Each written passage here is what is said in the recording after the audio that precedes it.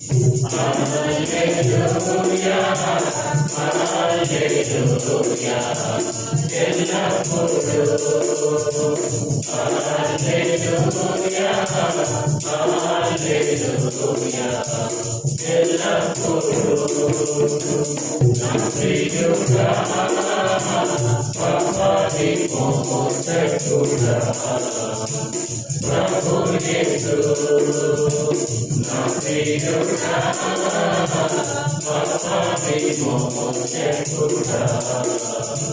Prabhu Yesu.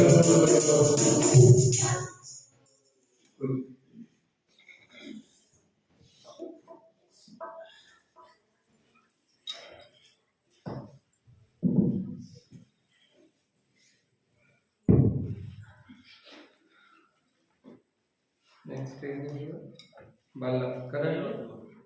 బల్ల వర్తమానంలో పరీక్షించుకొని బల్ల పాల్గొనాలి కదా. కాబట్టి అట్లాంటికి 11 అధ్యాయం ఏమంటున్నారు తెలుసులే భాగంలో 11వ అధ్యాయము 28, 29, 30. 11వ అధ్యాయం 28. మొదటి కొరింథీయులకు రాసిన పత్రిక పౌలు గారు కొరింథీయులకు రాస్తున్న పత్రిక ఏమనంటున్నారంటే, కాబట్టి ప్రతి మనుషుడు తరచుతాను పరిశీలించుకోవాలి, అలాగూ చేసి అతడిని పాత్ర రావాలి. ప్రభు శరీరం త్రాగవాడు తనకు శిక్షావిధి కలుగుటకే రాస్తున్నాడు. ఇందువల్ల మీలో అనేకులు బలహీనులు రోగులే ఉంటారు. చాలా తెలిసిన చాలా ప్రార్థిస్తాం. ప్రేమల తండ్రి, నూతన సంవత్సరంలో ప్రభు మమ్మల్ని ప్రవేశపెట్టి మన వాళ్ళ పాల్గొనడానికి ఇచ్చే సమయము అందరం బట్టి కృతజ్ఞతలు చెల్లిస్తున్నాం. దేవా, ఇంతవరకు ఆరాధించి సాయపడ్డ స్తోత్రం తిరిగి ప్రభావ మమ్మల్ని పరీక్షించుకుని వల్ల పాల్గొని సాయపడండి. నెమ్మది శాంతి దయచేయండి. దేవ వాక్య ధర మాట్లాడండి. ఆత్మక్షేమ సంరక్షణ దయచేయండి. ఏ స్నామంలో వేయించున్నాం తండ్రి.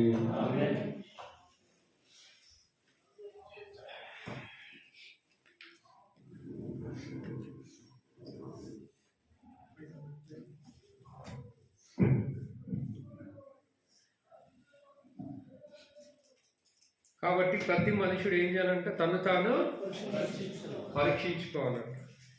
మనం ఎలా ఉన్నాం? పోయిన సంవత్సరం అంతా మనం మరి బల్లలో పాల్గొనక ముందు మనం ఏం చేస్తాం, ఎలా ఉన్నాం అని చూసుకోవాలి. దేవుడి కొరకు ఏమైనా చేసామా? ఒకరికైనా సువార్త చెప్పామా? ఏమనుంది ఇక్కడ 26వ వచనం, మీరు ఈ రొట్టె తిని ఈ పాత్రలోని త్రాగన్నప్పుడల్లా ప్రభు వచ్చే వరకు ఆయన మరణమును ప్రచురించారు. ఇచ్చాడు. మరి ఇచ్చారా? ఎంతమంది చెప్పారు సువార్త? చెప్పినా వేరే కదా. ఎవరికొక చెప్పాలి ప్రతిరోజు అంట. అనుదినం మన సువార్తని ప్రకటించింది కదా. నమ్మిన వాడికి రక్షణ, నమ్మిన వాడికి శిక్ష. రేపు పొద్దున శిక్షలకు పోతే లెక్క మనకు మీద ఉంటుంది. లెక్క అడుగుతాడు. అడుగుతాడు. ఎప్పుడైతే ప్రభులోకి వచ్చావో, ఎప్పుడైతే నూతన పురుషుడు నేను చేశాడో, ఆయన అకౌంట్లోకి వచ్చావో స్టార్ట్ అవుతుంది మన చరిత్ర, ఆత్మీయ చరిత్ర. ఆత్మీయ జీవితంలో దేవుడు స్టార్ట్ చేస్తాడు లెక్క అడగడం. అంతే కదా. ఇంక ఉదాహరణకి అర్థం కావడానికి, ఎప్పుడైతే నువ్వు పాస్బుక్ తీసుకుంటే, ఎప్పుడైతే అకౌంట్ ఓపెన్ చేస్తావో స్టార్టింగ్ కాదు. అంతే కదా. డేట్ వేస్తాడు, ఓపెనింగ్ బ్యాలెన్స్ ఎంత తీసుకున్నావు, ఎంత డ్రా చేసినావు, లేకుంటే ఉండరా. నేను అకౌంట్ ఓపెన్ చేయకపోతే ఉండదు. మళ్ళీ అకౌంట్ ఓపెన్ చేసినావు, ఆత్మీయ అకౌంట్ ఓపెన్ చేసావు నూతన పురుషుడు. ఎప్పుడు?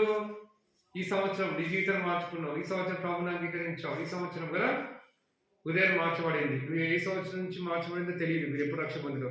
అప్పటి నుంచి అకౌంట్ నుంచి స్టార్ట్ అయింది, నీకు నిలవట్లే, లావాదేవీలు జరుగుతున్నాయి. అర్థమైందా? ఇది అర్థమవుతుంది. అర్థం కాదు చెప్తుంది. ఎగ్జాంపుల్, లావాదేవీలు జరుగుతున్నాయి ఆత్మీయంగా. ఎక్కడెక్కడ పడిపోయామో, ఎక్కడెక్కడ కదండి క్షీణించామో, వాక్యం ద్వారా ఏమవుతుంది మనకి దేవుడు తెలుపుతా ఉన్నాడు. ఏ టైంలో డ్రా చేసావు, ఏ టైంలో తీస్తావు, ఏ టైంలో వేస్తావు కదండి. అన్నీ కూడా కొట్టగానే వచ్చేస్తాయి నీకు. వస్తారు ఆ బుక్లో చూసుకుంటా, ఓహో నిన్న సాయంత్రం వేసిన కదా 50,000 చెప్పుకో అమ్మ, అది చెప్పద్దు, నేను ఏదైనా చెప్తా, సాక్షి ఎప్పుడు చెప్తా కదా, కానీ అది చెప్పాను. నిన్న సాయంత్రం వేసిన వాళ్ళ దగ్గర రైట్. మరి నువ్వు మొన్న ఎంత చేసినావే నిన్న క్రిస్మస్కి 10,000 న్యూ ఇయర్ కూడా 20 వచ్చాయండి. అమ్మా ఇంత అయిపోయిందా, బట్టలు కావాలి దేవుడికి ఇచ్చిన ఇప్పుడు బట్టలు మాత్రం మంచిగా ఉండాలి కదా, మొత్తం తెలిసిపోతుంది కదండి, అకౌంట్ మొత్తము తెలిసిపోతుంది. అట్లా వాక్యము ద్వారా కూడా తేడా తెల్ల కూడా నీకే అంత జ్ఞానం ఉంటుంది, దేవునికి లేదా కదా. చరిత్ర మొత్తం చెప్తాడు, అందుకే అన్నాడు కదా ఏమని, నా మరణాన్ని ఎంతమంది ప్రచురించాడు, నా గురించి ఎంతమందికి చెప్పావు కదండి. పనివాడి జీతానికి పాత్రుడు. సో సువార్త ప్రకటించి నా మరణ ప్రధాన శక్తిని ప్రకటించి అప్పుడు ఏం చేయాలి, బలలో పాలు పొందాలా, లేకపోతే ఆచారరీతిగా అవుతుంది కదా. వాళ్ళు పాలు పొందుతున్నారని చెప్పి మనం కూడా చూసుకొని, నేను అంత కొత్తగా అరే అది తీసుకునేమని అనుకుంటానేమో, పోయిన వాళ్ళని తీసుకుపోతే ఎట్లా, తీసుకోవాలి కదా. ఇప్పుడు ఇక్కడ మీకు చేస్తుండే, ఇది టాబ్లెట్ కాదు, టానిక్ కాదు కదా. పోయి పంట పెట్టిపోయి వాళ్ళు పోయి పన్నట్లో పోయి టానిక్ పోయి గోలి అయ్యి, అది కాదు. ఇదేంటంట టానిక్ కాదు, ఏంటంటే ఇది భౌతికమైన టానిక్ కాదు. జ్వరం వస్తే తగ్గడానికి ఆత్మీయమైన సంబంధమైన బల్ల రొట్టె కదండి. ఒక్కసారి బాడీలో పడిందంటే ఎట్లా వేసుకోవాలా, ఆయన ఆజ్ఞ పాటిస్తున్నాం లేవా, పాటిస్తున్నాం కదండి. అట్లా మరి ఎంతమంది పాటించారు, ఎంతమంది చేస్తూ వచ్చారని మనం చూసుకుంటూ వచ్చాం. రైట్ సార్, మరి ఎలా ఉండాలి? 11వ అధ్యాయం ఏం చెప్తున్నాడు, కొరింథీ రాసిన పత్రిక 11వ అధ్యాయం ఏమని చదవండి. నేను క్రీస్తును పోలి నడుచుకొనిచున్న ప్రకారము మీరు నన్ను పోలి నడుచుకోండి. ఒకప్పుడు ఎలా ఉండే పౌలు గారు, హింసపడను, దూషపడను, హానికరన్నాడు. తెలియక నేను తప్పు చేస్తా, తెలియక పాపం చేస్తే నేను కనుక క్షమింపబడి తిని అన్నదా. అయితే మనం కూడా తెలియక ఎన్నో చేశాం, దేవుడు క్షమించాడు, సంఘం లంఘంగా చేశాడు, ఒక సంఘంలో చేర్చాడు కదండి. మరి తెలిసి చేస్తే శిక్ష కంపల్సరీ. అందుకే మీరు అనేకులు రోగులు నిద్రించుతున్నారంట. అంటే ఏదో ఆత్మీయమైన రోగం నిద్రించుతున్నాం, మనకు అర్థం కావట్లే, గ్రహింపులో రావట్లే, పరలోకం పోమని కూడా దృఢమైన నమ్మకం లేదు. అమ్మో ఇప్పుడు ఇప్పుడు వస్తే ఎట్లా, ఇంకా చాలా ఉంది కదా, ఇంకా భౌతికమైన చాలా ఉంది కదా. ఇది అట్లంటే ఎట్లా, ఇప్పుడు వస్తే ఎట్లా వేసుకోవాలి, ఇంక ఇల్లు కట్టాలా, పెళ్లి చేసుకో, మంచి ఉద్యోగం రావాలా, పిల్లలు కనాలి, ఎన్ని ఆశలు కోరికలు, మంచి బైక్ కొనాలా కదా, కారు కొనాలా, ఇంకొక ఏముందా, కారు కొని ఒక్కసారి అట్లా తిప్పేస్తే కదా చాలు. ఇంకా అప్పుడు ఏ సంవత్సర పరిస్థితి ఏంటి, నీలో ఏముంది, మంచిగా ఉండాలా. కానీ పరసంబంధమైన ఉద్దేశం, పరసంబంధమైన పడగల, పరసంబంధమైన ఆకాంక్ష ఉండాలి. ఒక ఇది ఉన్నా దాంతోపాటు ఏమి ఉండాలా, నువ్వు అది పట్టి దీనికోసం మాట్లాడితే ఇబ్బంది కదా, ఇబ్బంది. అందుకే పోవాలంటే నేను ఏడ విశ్వాస భ్రష్టుని అవుతాను బోధించి కదండి. అందుకే నన్ను నేను ఏం చేస్తానంటే దేవుడు ఏం చేస్తానంటే పౌలు గారు నలగొట్టుకుంటాడు. ప్రభు నమ్మనప్పుడు ఒకలాగా, నమ్మిన తర్వాత ఒకలాగా. ప్రభుకు నచ్చింది అది. ప్రభు నమ్మినప్పుడు ఎంత ఆసక్తితో వెళ్ళాలండి, ఎక్కడికి చంపడానికి పోతుంది కదా, దమస్కు పట్టణం వరకు పోయింది. ఎంత దూరం అది, ఎన్ని కిలోమీటర్లు దేశం దాటుకొని పోతున్నాడు. క్రైస్తవులు అందరూ ఏం చేయాలా, చంపాలని ప్రాణదానంగా పెట్టుకున్నట్టు. ఎక్కడున్నది మాట చూడు, అపొస్తల కార్యములు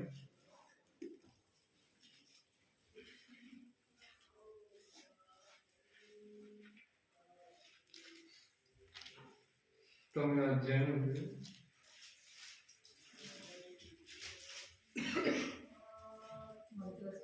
9వ అధ్యాయం 1వ వచనం చదవండి.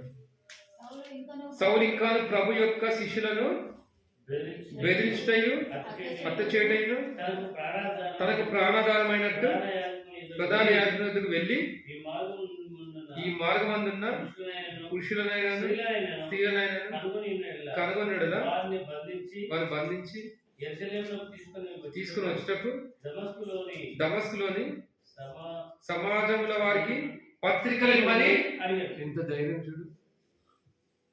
ఇది ఒక మార్గం అంటున్నాడు పౌలు గారే అంటున్నాడు. ప్రభు నమ్మనప్పుడు సౌలు ఏమంటున్నాడండి? పౌలు ప్రభు నమ్మనప్పుడు ఏమన్నాడు? ఇది ఒక మార్గం. చూసావా? ఇదొక మార్గం, ఇదొక మార్గం అయ్యా దేవుణ్ణి అని సాక్ష్యం ఇస్తా ఉన్నాడు. ప్రభు నమ్మనప్పుడు అనేసి నోడుతో పరిశుద్ధాత్మ అనిపించిండే మొత్తంగా అన్నాడు ఇదొక మార్గం అనేసిండు. ఆ మార్గంలో రావడానికి రామదేవతలు ఎవరికి? సౌలికి. ఈ దినాలు కూడా అనేకులకు ఆ మార్గం అంటేనే ఇబ్బంది. ఎందుకంటే ఇరికైన మార్గం ఇది. క్రైస్తవ జీవితం అంటే ఇరికైన మార్గం, పూలబాట కాదు. ఏం మాట ఇది? ముళ్ళబాట. పూలబాట అనుకుని వస్తాం, తర్వాత తెలుస్తుంది కదా ముళ్ళబాటనే పర్లేదు. ఆ ముళ్ళు గుచ్చుకుంటుంటేనే దాన్ని నడుస్తుంటేనే దేవుని యొక్క శక్తి, ఆయన కృప, ఆయన ఆధారం కదా, ఆధారపడ్డం, ఆయన ఒక ఆదరణ ఓదార్పడం మనకి తెలుస్తూ ఉంటుంది, వస్తూ ఉంటుంది. ఏమనుకుంటా పౌలు? హత్య చేయడం తన ప్రాణాధారమైనట్టు అంటే అది హత్య చేస్తేనే నేను జీవిస్తా, లేకపోతే జీవించండి. ఇది తింటేనే నేను జీవిస్తా, ఈ తింటే నా బ్రతుకు జీవితం కొనసాగినట్టే, ఇది ఉంటే చాలు ఇక నేను బతికినట్టే అంటాం కదా. అట్లా చంపితే కథం కదా, నేను అన్నం తిన్నట్టే అంతే కదా. వాడి పోత కథం. హ్యాపీ డెత్ డే జరిగించుకుంటా అంటారు కదా. Happy birthday, happy death day. మొన్న దినం అబ్బా పోయింది నేను తల్లి ఎంత హింసించిండు అమ్మోది. ఇంకున్నాడు పోయిండు, ఉన్నాడు కదా. అందరికి స్వార్థ పత్రికలు పంచిపెట్టకుండా కానీ బీజేపీ ప్రభుత్వం వీళ్ళందరూ కూడా ఇలా వస్తున్న ఆటంకపరుస్తూ ఉన్నాడు. క్రైస్తవులు అంటేనే మండి పడతా ఉన్నారు కదండి. ఆ కాలంలో ఉన్నారు పౌలు లాంటి సౌలు లాంటి మనిషి, ఈ కాలం కూడా ఉన్నారు. స్వార్థ ఇప్పుడు ఏం చేస్తారండి? ఆపుతా ఉన్నారు. అయితే ప్రాణాధారమైనట్టు పెట్టుకొని ప్రతి ఒక్కరిని కంకణ కట్టాడు కదండి. అంటే ప్రభుని నమ్మని జీవితం, ఆ పట్టుదల, ఆ ఆసక్తి ఏంటంట ఆ దేవుడు నచ్చింది కదండి. రక్షించుకుంటాడు. ఆ ఆసక్తి ఇప్పుడే అంత చూపిస్తున్నాడు కదా. ప్రభుని నమ్మిన తర్వాత కూడా ఇంకెక్కువ చూపిస్తాడు. నిజంగా చూపించింది కదండి. ప్రభుని నమ్మనప్పుడు ఏ ఆసక్తితో అయితే ఉండి చంపుతున్నాడో, మనుషులు చంపేస్తా ఉన్నాడు, ప్రభుని నమ్మిన తర్వాత కూడా అదే ఆసక్తి అనేది అందరికీ మరి నీకు నాకుందా? ఏమ్మా? ప్రభుని నమ్మినప్పుడు ఒకలాగా ఉంటున్నాం, ప్రభు నమ్మిన తర్వాత కూడా పేరుకు నమ్ముకుని నేను కూడా వేసుకుని నమ్ముకున్నా నేను కూడా అని అనుకుంటా. కానీ మరి ఎంతమంది బతికిస్తున్నాం మనం? ఒకసారి బాగా ఆలోచించండి. పౌలు గారు నమ్మనప్పుడు అదే ఆసక్తితో అందరిని చంపుతూ పోయాడు. అదే పౌలు బతికిస్తా వచ్చాడు. ఎట్లా? ఆత్మీయంగా అందరినీ. నువ్వు చంపుతున్నావు, బ్రతికిస్తున్నావా? హత్య చేస్తున్నాడంట పౌలు అందరినీ కదా. నువ్వు ఎట్లా హత్య చేస్తావు తెలుసా? మాటతో హత్య చేస్తున్నావు అంతే. వాడు చచ్చిపోవాలి ఇక, నీ మాటలే పడిపోవాలి. ఏం మాట్లాడుతున్నా అయిపోయింది పౌచ్. చూసారా? పౌలు ఏమో హత్య చేసుకుంటూ పోయిండు, కానీ మనం ఎలా హత్య చేస్తున్నామంట? మాటలతో హత్య చేస్తున్నామంట. నేను మీతో చెప్పినది ఏమనగా కదా అనగా మధ్య వాడతారు. నరహత్య అంటే ఏమనుకుంటా? కత్తి తీసుకొని పొడిచడం అనుకుంటున్నావా? నువ్వు అనుకుంటే కత్తి పొడలు కదా, నేను బాగున్నా కదా అనుకుంటేమని మాటలతో హత్య చేస్తున్నావు, గాయపరుస్తున్నావు కదండి. పలానా సోదరి గాయపరచబడింది, పలానా సోదరి గాయపరచబడిన మాటల ద్వారా అయ్యో ప్రభా నన్ను క్షమించండి. సిస్టర్ గాయపరచబడ్డావా? బ్రదర్ క్షమించండి ఈ సంవత్సరం కదా. అందుకని సమాధానం వెతికి వెంటాడని అన్నాడు కదండి. సమాధానాన్ని వెతికి వెంటాడాలంట. సమాధానం వీలంత వరకు సమాధానం పడ్డ తర్వాత బలలో నీ అర్పణ వదిలిపెట్టుకోవాలి అన్నాడా? అలవాటు అయిపోయింది. నేను తీసుకుంటా, ఉడిక దిగుతా కదా. నా మూసి సిగ్గు, సారీ చెప్పలేదు సిగ్గు, క్షమాపణ పెడగల సిగ్గు. నేనేమన్నాను? ఫస్ట్ వాళ్ళు అన్నారు, వాళ్ళు వచ్చి రావాలి. కదా వాళ్ళు వచ్చి ఏం చేయాలి, నేను సారీ చెప్తే అప్పుడు ఓకే నేను తగ్గించుకుంటానా, నేను 2 ఆకులు ఎక్కువ చదివినా, వాడు బీఈడీ అయితే నేను బీఈడీ కదా, నేను పిహెచ్డీ చేసిన అన్నది కదా.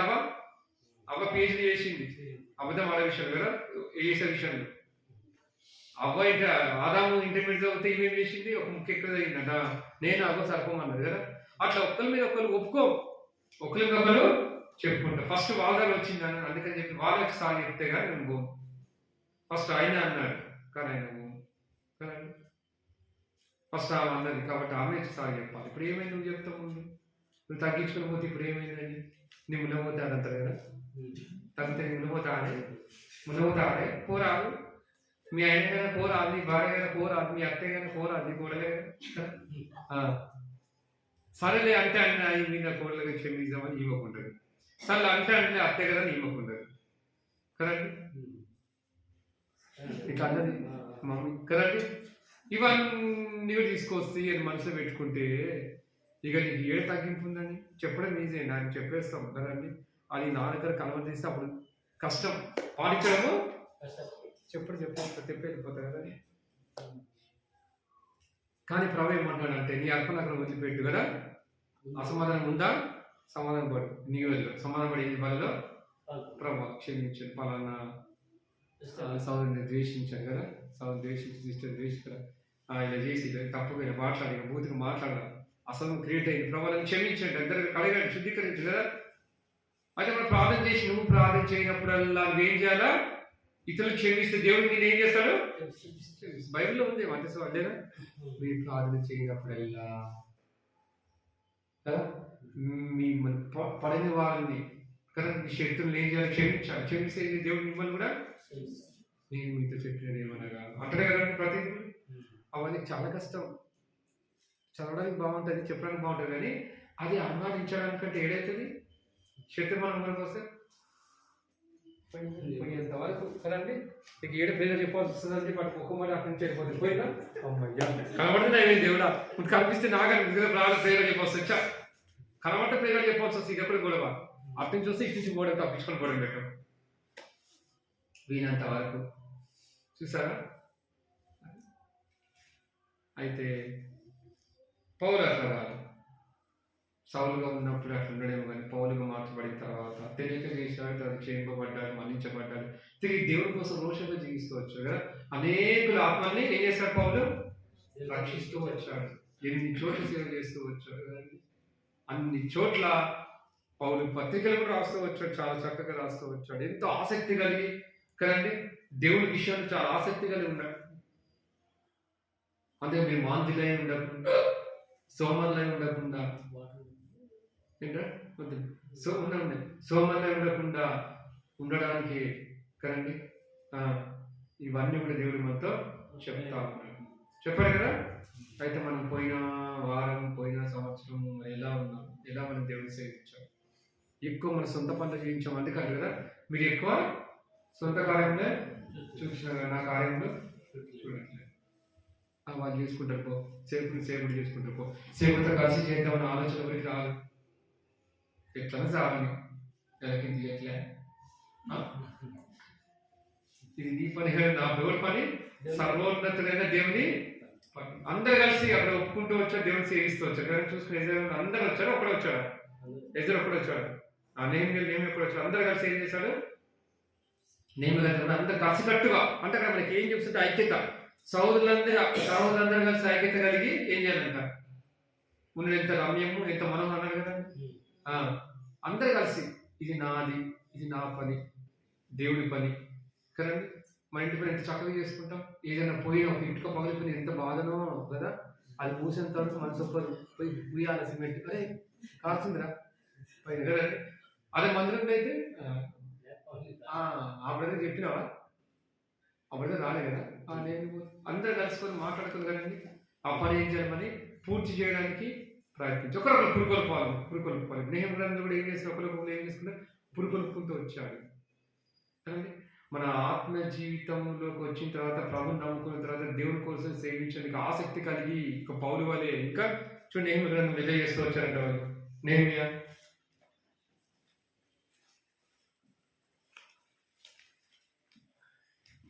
చదవండి ఎన్నో అధ్యాయం అది నెహెమ్యా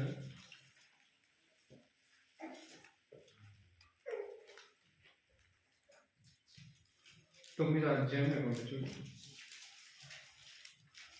ఒకళ్ళొకరు పురుగు వస్తూ ఉంటాయి చూడండి, బీటలు పారుతూ ఉంటాయి. ఎన్నో అధ్యాయం ఉంటుంది నెహెమ్యా 7వ అధ్యాయం కొంచెం చెప్తే ఇక్కడ నెహెమ్యా గ్రంథము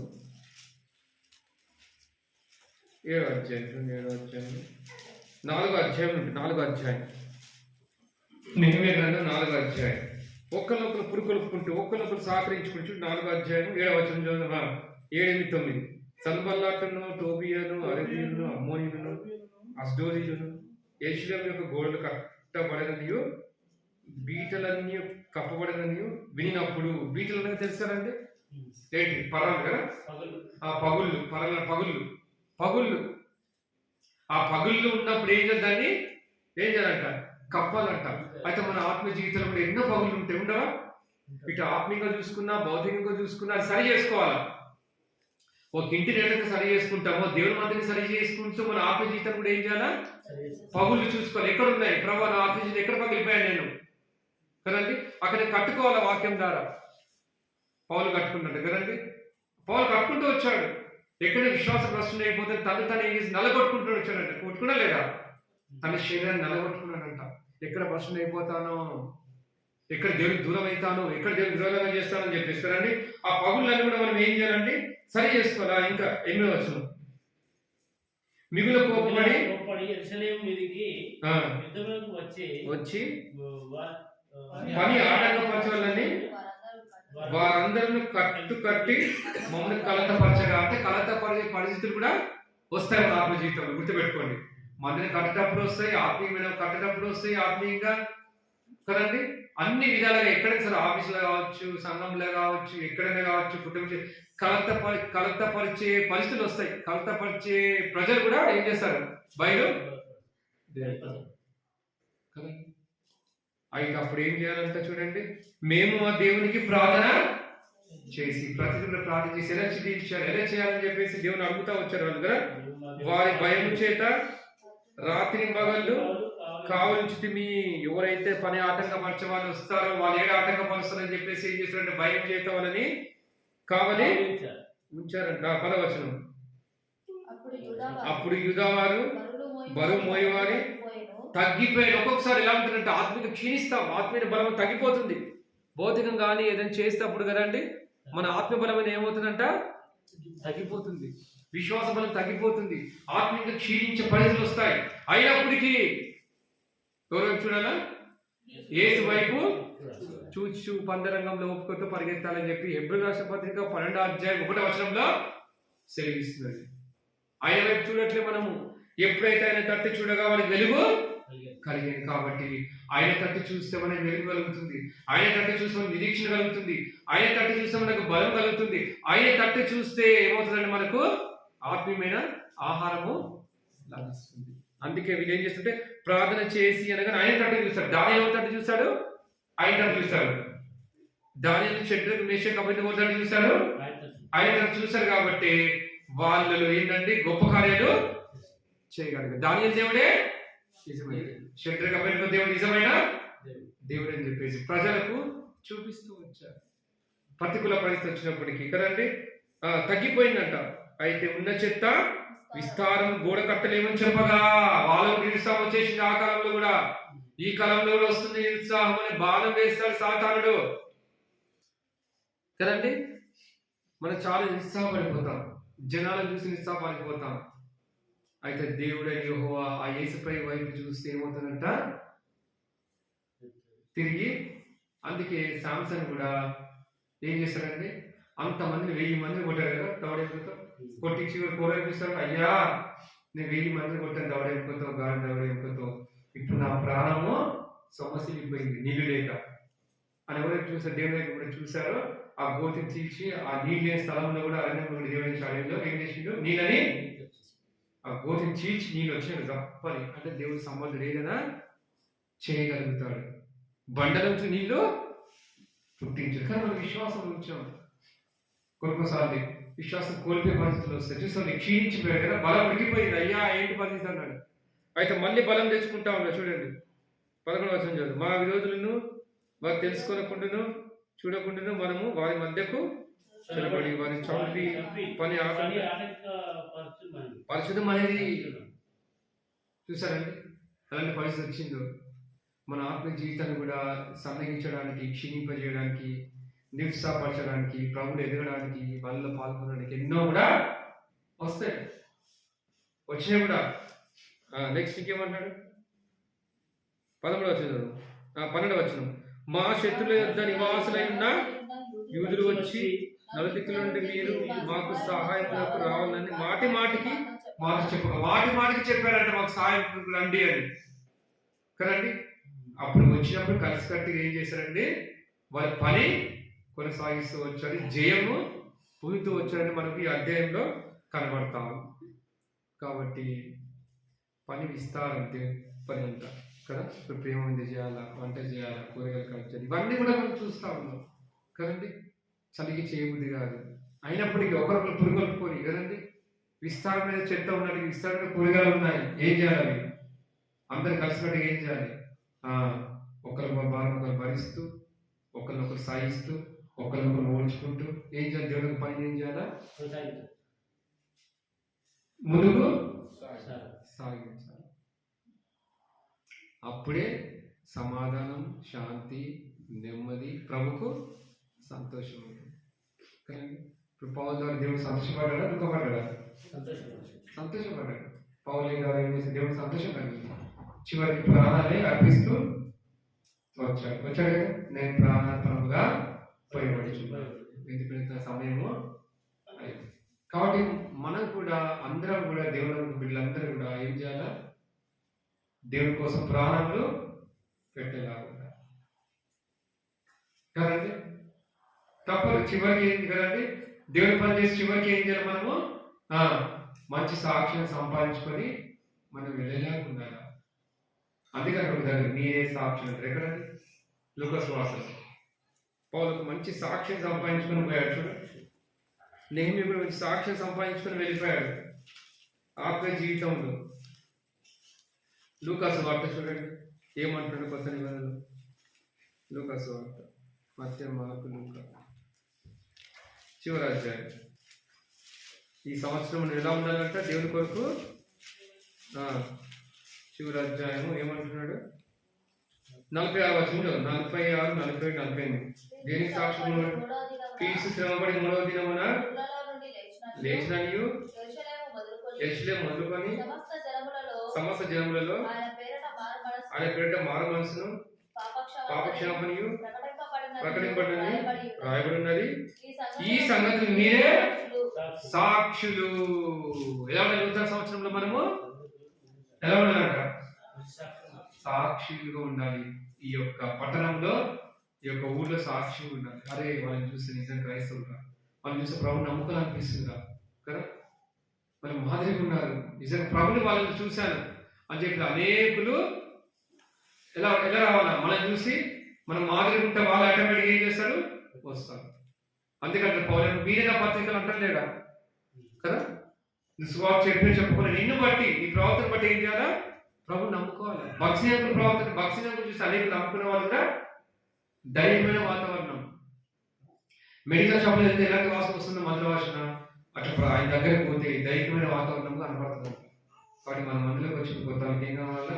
ధైర్యమైన వాతావరణం మనకు కనపడాలి. ఒకరు పురుకోవాలి, ప్రేయర్ సిస్టర్ ప్రేయర్ ఉంటుంది కదా, ఎక్కడికి వచ్చారు రండి, కూర్చోండి, ఫోన్ చేయండి, మళ్ళీ వారం రండి మందిరానికి. ప్రతి ఆదివారం ఇక్కడ ఆరాధన జరుగుతుంది, వాక్యం అంతా చేస్తారు కదండి. సేపు మీకు ప్రార్థిస్తారని చెప్పి సేపు మనము పురుకొల్పులా ఉండాలా కదండి. అది దేవుడు కొడుతున్నాడు. కాబట్టి గత సంవత్సరంలో ఉండలేకపోయాం మేము. ఈ సంవత్సరం ఉండడానికి ఏం చేయాలా? ఉండడానికి దేవుడు ఏం చేసిండు? మనకి ఆయుష్ ఇచ్చిండు, సమయాన్ని ఇచ్చాడు. లేకపోతే ఎప్పుడో నరికేస్తుంది. ఏమంటాడు కదండి ప్రభు యజమాని నరుకుతా అంటే తోట వాళ్ళు ఏమంటాడు? అయ్యా ఇప్పుడు వద్దు, ఈ సంవత్సరం కాపు ఆశలు ఉంచుదాం, నరకుండా ఆకుల తోట నీళ్ళేస్తా, ఎరువేస్తా కదండి, నేను చూస్తా, సాగు చేస్తా, మందేస్తా కదండి అని చెప్పేసి ఆగు, ఈ సంవత్సరం ఆగు అని అంటాడు. యజమానుడు కోపం వస్తుంది, తీసి పడేస్తాడు కదండి. యజమానుడు ఎవరు? దేవుడు. అయితే యేసుక్రీస్తు ప్రధాన యాజకుడిగా మన కోసం ఏం చేస్తున్నాడు? విజ్ఞాపన చేస్తాం. అయితే ఈ సంవత్సరం అన్న ఫలిస్తారే, ఈ సంవత్సరం చూద్దాం పొలవలే దేవుడి కొరకు జీవిస్తారు, ఈ సంవత్సరం చూద్దాం ఒక నేమి వల్ల జీవిస్తారు, ఈ సంవత్సరం చూద్దాం కదండి అనేక భక్తుల వల్ల జీవిస్తారేమో మన పితరులు అని చెప్పేసి దేవుడు ఈ సంవత్సరం నీకు ఏం చేసిన ఆయుష్ను పొడిగించి సజ్జలెక్కల నుంచి కదండి మనం పరీక్షించుకుని బల్లో పాలు పొందడానికి సమయాన్ని కదండి ఆ యొక్క అర్హతని కదండి దేవుడు చూపిస్తూ వస్తే మనకి ఇస్తూ వచ్చాడు. అవును తండ్రి, నేను గత సంవత్సరం గత వారం అంతా మీ కోరినంతగా సేవించలేక పోయాను, అనేకులు మాట ద్వారా బాధ పెట్టాను, హత్య చేశాను, నేను నన్ను క్షమించాను. సూటిపోటు మాటలతో హత్య చేశాను. సూటిపోటు మాటలు పలుకువారు కాదు బైబిల్ కదండి, కత్తిపోటు వంటి మాటలు కూడా నాకు ఎట్లుంటే చాలా మా అక్క మాట కసక్కని గుచ్చుకోబోతుంది అన్నప్పుడు ఉంది కాదు కదా. ఏమైంది నాకు చాలా బాగా చచ్చిపోతే ఆకలి ఆకలి అవుతలే, ఏడు ఆకలి అవుతుంది ఇంకా నీ ఒళ్ళంతా బాధ, నీ గుండెల్లో బాధ, నీ గుండెల్లో నొప్పి కదండి. ఎక్కడ నొప్పి? నీ గుండెలో నొప్పి. అమ్మ నాకు ఆకలి అవుతలేదండి, అవదా కాదు కదండి. ఎవరికైనా అంతే, నాకైనా అంతే, సేపులు కానీ ఎవరికైనా అంతే కదా. మేము మనుషులు కదా, ఎవరైనా మాట అంటే తినబుద్ధి కానీ ఆలోచిస్తూ ఉంటే ఎందుకు ఇట్లా కదా ఆకలి చచ్చిపోతుంది. మళ్ళీ దాన్ని అది పోయేంత బాధ పోయేంత వరకు ఆకలి కాదు కదా, ఇక బాధ అంతా పోయేంత అప్పుడు కదా లప లప లప లగలగా తాగిచ్చేస్తుంది మనిషి పద్ధతి కదా. అయితే చూడండి ఎంతో చక్కగా చెప్తా ఉన్నారు, మీరే సాక్షులు అని చెప్తా ఉన్నారు. ఇది మనం చూసుకుంటూ పోతే కదండి అనేక భక్తులు దేవుని కొరకు జీవించి ఆ పరలోకాన్ని ఏం చేశారు? సంపాదించుకున్నారు. కాబట్టి మనం కూడా ఏం చేయాలా? ఆ పరలోకాన్ని సంపాదించుకోవడానికి అందుకు ఒక మాట అంటారు, మీరు అనేక సేవలు అనుభవించి దేవుని రాజ్యంలో ఏం చేయాలి? ప్రవేశింపాలని చెప్పి బైబిల్ చెప్తా ఉంది. కాబట్టి ప్రభు కోరిక ఈ సంవత్సరం మనం ఏం చేయాలా? ఫలించాలని ఉండాలి. మీరు బహుగా ఫలించినచో శిష్యులై ఉండే, ఈ రీతిగా ఫలించే శిష్యులై మీరు ఉండదు. లేనిచో ఏం చేస్తారంట దేవుడు దాన్ని కోతకాలంలో అటు ఇటు చేసి చివరిలో ఏం చేస్తారు? చెత్త ఒక వైపు మంచి ఒక వైపు పక్కన పెట్టేసి కాలుస్తున్నాడు కదా, కాల్ చేస్తాను. అది తీర్పు దినాల్లో జరుగుతుంది. చూస్తాడు కదండి. తీర్పు దినాల్లో ఏం చేస్తారు? దేవుడు అందరినీ పోగు చేసి కుడివైపు ఉన్న వాళ్ళారా నా తండ్రి రాజ్యాన్ని మీరు స్వతంత్రించుకోండి, పల్లవ రాజ్యాన్ని, ఎడమ వైపు ఉన్న వాళ్ళారా గెట్ అవుట్ అంటాడు, వెళ్ళిపోండి పాతాళానికి అంటారా. అయ్యో ప్రభా నేను బోధ చేసిన, అయ్యో ప్రభా నేను పాడబడి, అయ్యో ప్రభా నేను చిత్తం నెరవేర్చలేదు ఆయన, నేను అనుకున్నట్ల రీతిలో చేయలేదు, నువ్వు అనుకున్న రీతిని నేను ఉండలేదు, నువ్వేం చేసేది లాభం, నేను చెప్పినట్లుగా నువ్వు చేయలేదు, నా చిత్తమైన కాకపోలేకపోయావు కదా, నువ్వు బహుగా పాలించలేకపోయావు. ఎన్నిసార్లు ట్రై చేసి ఎన్నిసార్లు నీకు హెచ్చరించినా కదా, ప్రతి వారం హెచ్చరించిన, పాటలు హెచ్చరించిన, వాక్యం ద్వారా హెచ్చరించిన, ప్రార్థనలు హెచ్చరించగలను, ఇతరుల ద్వారా హెచ్చరించిన, ఎన్ని చేసినా కానీ నువ్వు లోపడలేదు. కాబట్టి తీర్పులకు నువ్వు వచ్చావు అంటాడా దేవుడు. కాబట్టి అవును ప్రభావ మేము చెప్పేవారు మనం చేసేవారుగా లేవు నాయన కదండి, ఒకరికి పురుకొల్పునకు లేవు నాయన, ఒకరికి సహకరించిన వాళ్ళు లేవు నాయన. కానీ ఇప్పుడైనా కలిసికట్టుగా సహకరించగలండి, మీకు పని జరుగుటకు అన్నీ కదండి చేయటకు నాకు శక్తిని దయచేయండి, సేపుడితో కలిసి చేయగలిగే శక్తి నాకు దయచేయండి అని చెప్పి మనం ఏం చేయాలంటే మనం తీర్మానించుకునే వాళ్ళని ఉండాలి కదండి, తీర్మానించుకున్నా ఉండాలి. కానీ చూద్దాం ఇంకో మాట తర్వాత ఇంకేమంటారు దేవుడు అపస్వకారుడు తీతు రాసిన పత్రిక, తీతు రాసిన పత్రిక ఏమంటారు?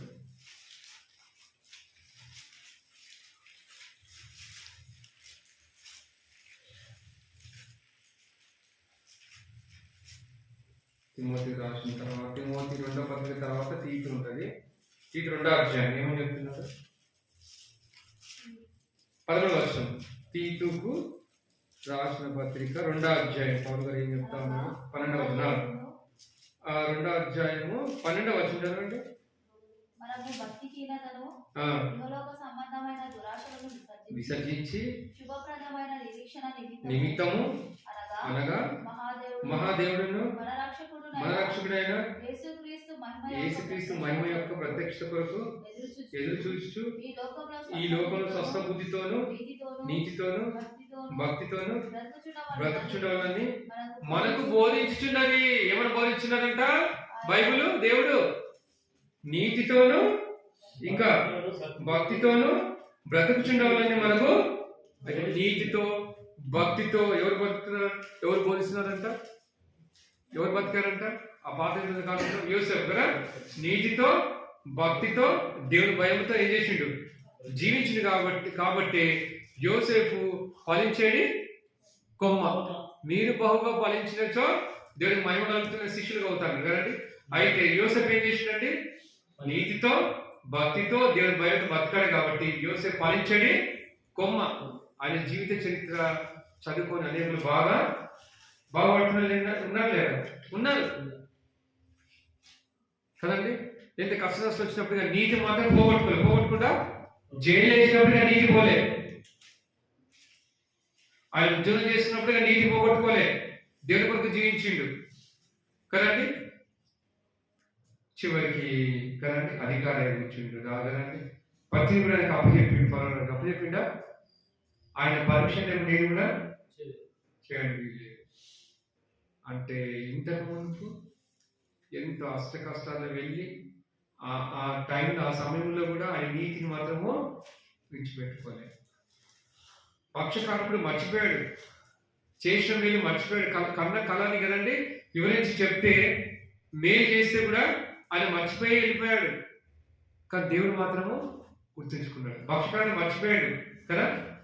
ఆ కళ అంటే తిరిగి నీకు ఉద్యోగం ఇస్తాడు అనే కళ వచ్చినప్పుడు కళాభావాన్ని తెలియజేసి చెప్పినప్పుడు నిజంగా అట్లనే ఆయనకి ఆ భక్షకాలను తీసుకెళ్ళి కదండి ఏం చేస్తాడంటే మళ్ళీ ఉద్యోగంలో దాచి పెట్టుకుంటాడు కదండి. ఆ కళాభావం తెలియజేసినప్పుడు కరెక్ట్ అవుతుంది. నేను వెళ్ళి చేస్తాం అనుకుంటాడు, మేలు చేద్దాం అనుకుంటాడు, మర్చిపోతాడు. ఒంటరి ఎంత బాధపడతాడు కదండి. అయితే మనుషులు అయితే మర్చిపోతాడు చేసిన మేలు కదా. దేవుడు మర్చిపోతాడా? దేవుడు గుర్తుపెట్టుకుంటాడు. నువ్వు ఏది చేసినా దేవుడు మాత్రం దేవుడు గుర్తుపెట్టుకుంటాడు. చిన్న పని కానీ పెద్ద పని కానీ కదా. ఇప్పుడు నేమ్యద గ్రంథంలో వాళ్ళు చేసిన పని దేవుడు గుర్తుపెట్టుకోలేదా?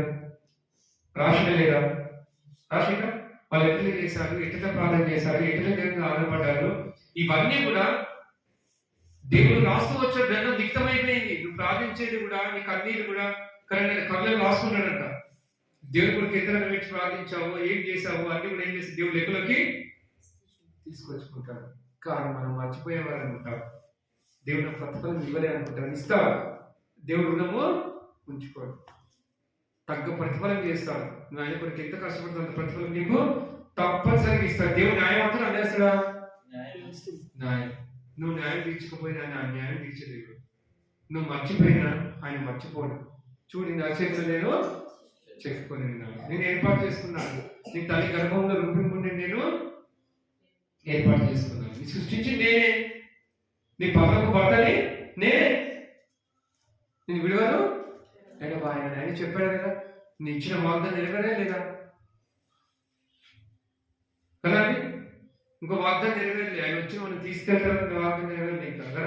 దాదాపు వస్తాను వచ్చాడు కదా, ప్రాణం పెడతాను పెట్టాడు, వెళ్ళిపోయాడు. తిరిగి రెండో రాకడ వస్తారు. వచ్చిందా? అది నెరవేరిందా? దేనికోసం ఎదురు చూపు మరి? దానికోసం. అందుకే పైన వాటిని ఎత్తుకుడు కదండి అన్నాడా.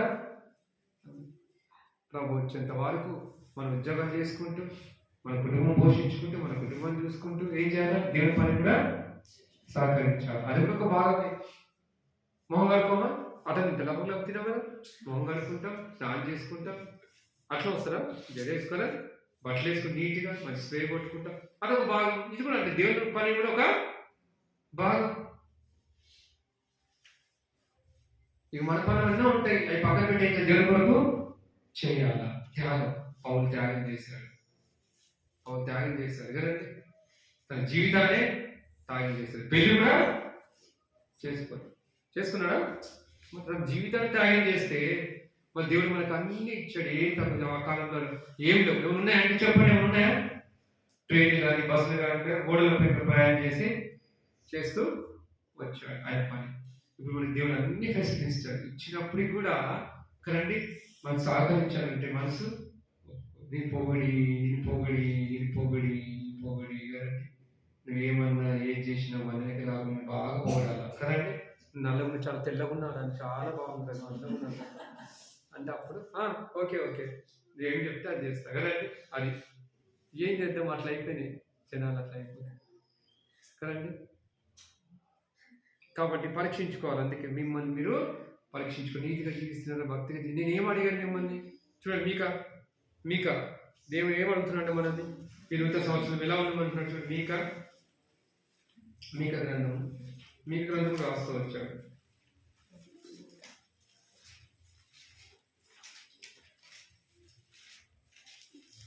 మీకా గ్రంథం చూసుకొని మనం బలలో పాల్గొన్నది. మీకా గ్రంథం 6వ అధ్యాయం 8వ వచనం. 6వ అధ్యాయం మీకా గ్రంథం 8వ వచనం. మనుషుడా, ఏది ఉత్తమమో అది నీకు తెలియబడి ఉన్నది. న్యాయము నడుచుకున్నటయు కనికరమును ప్రేమించుటయు దీన మనసు కలిగి దేవుని ఎదుట ప్రవర్తించుటయు ఇంతే కదా నేను అడుగుతున్నాడు. ఇవన్నీ ఎవరు కనబడుతున్నాయి మనకి? పాత నిబంధనలో యోసేపులో కనబడుతున్నాయి కదా. దీనత్వం కలిగి ఉన్నాడు, కనికరం కలిగి ఉన్నాడు కదండి. ఇంకా న్యాయంగా నడుచుకుంటూ వచ్చాడు యోసేపు. ఇవన్నీ కూడా ఇతరులను ప్రేమిస్తూ వచ్చాడు కదండి. ఏది ఉత్తమమో ఇప్పుడు చూడు, ఎవరు ఉత్తమమైనది ఎత్తుకుంది? మత్తయి సువార్త ఎవరు ఉత్తమమైనది ఎదుగుంది? ఏమమ్మా, ఎవరు ఉత్తమమైనది ఎత్తుకుంది? మరియ కదా. తర్వాత మార్త విస్తారమైన పాలు పెట్టుకుంది. మరియ మాత ఉత్తమమైంది ఎత్తుకుంది. అనే వాక్యంలో ఉంది జీవం కదండి, దీనత్వం, ఇంకా దేవుని ప్రేమించి అవన్నీ కూడా వాక్యం ఏం చేస్తే మనకి నేర్పిస్తుంది. అందుకే ఉత్తమమైన ఎత్తుకుంది. మార్తను అనేకమైన పనిపాట్లు విస్తారమైన పనిపాట్లు పెట్టుకుని వాక్యాన్ని మర్చిపోయావు కానీ కదండి. అయితే మరియ మాత ఉత్తమమైనదని ఎత్తుకుంది కదండి. అందుకు ఏది ఉత్తమమో అది నీకు తెలియబడింది. లేదంట న్యాయంగా నడుచుకున్నటయు కనికరమును ప్రేమించటయు దీన మనసు కలిగి నీ దేవుని ఎదుట ప్రవర్తించటయు. అంతే కదా యెహోవా నిన్ను అంతే కదా దేవుడు అడిగింది. అయితే కొత్త సంవత్సరంలో మనం నడుచుకోవడానికి కదా, అలా ప్రవర్తించడానికి, ఒక పౌలు వల్ల సేవించడానికి, యూసెఫ్లో ఫలించడి కొమ్మ అలా ఫలించడానికి దేవుడు మనకు చేయును గాక. కానీ పరిశోధించుకుందాం ఎక్కడెక్కడ దేవుడు దుఃఖపెట్టాము కదండి. గత సంవత్సరం అంతా ఈ సంవత్సరం ఆ రీతిగా దేవుడికి సంతోషపెట్టేలా ఉన్నాం. దేవుడు చెప్పినట్లుగా వాక్య ప్రకారం జీవించడానికి మనం ప్రయత్నిస్తాం. ఒకరిద్దామా, ప్రార్థన చేద్దామా?